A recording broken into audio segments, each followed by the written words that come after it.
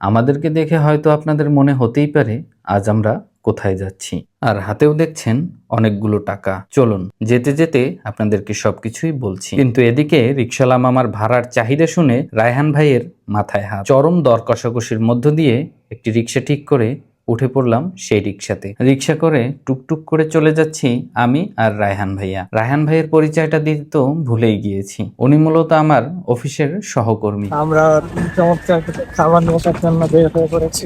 হ্যাঁ, ঠিকই শুনেছেন, আজ আমরা মূলত যাচ্ছি ইফতারির খাবার সংগ্রহ করার জন্য। আমরা চলে এসেছি অষ্টব্যঞ্জন রেস্টুরেন্টে ঢুকে আমরা সরাসরি চলে গেলাম রিসিপশনে। যেহেতু আমাদের খাবার আগে থেকেই অর্ডার করা ছিল, তাই ওখান থেকে টোকেন নিয়ে চলে গেলাম খাবার সংগ্রহ করার জন্য। গিয়ে দেখি তারা আমাদের খাবার রেডি করায় ব্যস্ত। সুন্দর করে খাবারগুলো মরগীকরণ করে তুলে দিল আমাদের হাতে। আমরাও আর দেরি না করে সাথে সাথেই রওনা দিয়ে দিলাম অফিসের উদ্দেশ্যে। খাবারগুলো দেখতে দারুণ মুখরোচক ছিল, কিন্তু এবার দেখতে হবে খাবারের স্বাদ কেমন সেটা। তাদের থেকে আমরা যতটা সুন্দর সার্ভিস আশা করেছিলাম ঠিক তেমন তাদের সার্ভিস নয়।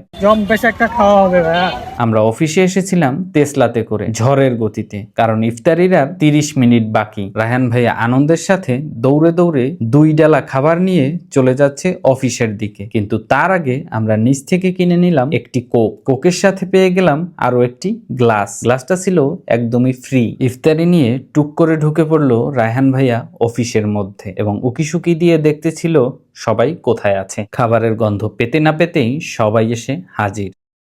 সোসাবেড়া হ্যাঁ খাওন দেখে এর মাথাটা নষ্ট, ডালা দেখে উপর হয়ে পড়ছে। ডালাটা ছিল মস্ত বড়, খাবারও কম নয়, কিন্তু আমরা ভিডিওতে যেমন খাবার দেখে এখানে অর্ডার করেছিলাম তার থেকে কিছুটা কম মনে হয়েছে খাবার। তারপরে শুরু হলো খাবারগুলো সবাইকে ভাগ করে দেওয়ার পালা। এই ভাগ করে দেওয়ার দায়িত্বে ছিল আমাদের বকুল দাদা ও তহমিনা আপু। সবাই সবার জায়গা থেকে টুকটাক কাজ করতেছিল, কারণ ইফতারির আর বেশি সময় বাকি নেই।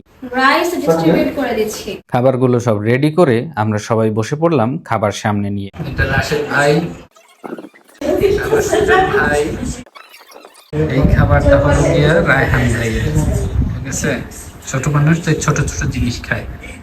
রায়হান ভাই খাবার থেকে অনেক দূরে। রায়হান ভাইয়ের ঠিক সামনে আমি বসে আছি খাবার হাতে নিয়ে। তারপরে এখানে আপুরা বসে আছে মোনাজাত ধরে সবাই।